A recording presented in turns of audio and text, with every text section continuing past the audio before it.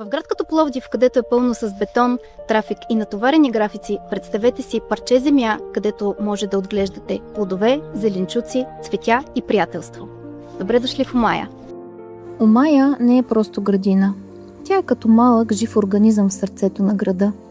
Всяка леха е семена идея, всяко растение е обещание, а всяка среща между хората тук пуска корени.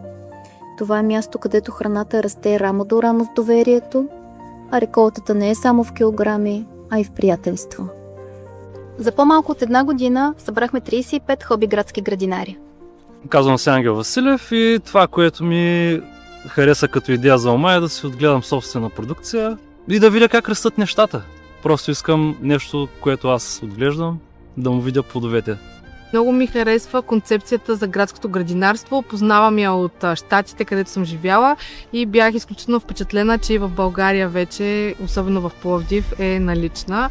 Аз съм голям ентузиаст към градинарството. В момента нямам къде да го правя на село и начина, по което ми се протича живота, трябва да съм в града. Много се зарадвах, че в Пловдив някой е направил нещо подобно. Аз не шофирам и затова ми е голямо удоволствие да идвам с колелото. Да си отгледам салатата през това лято. И да, просто зарадвах, че има и такова място и тук.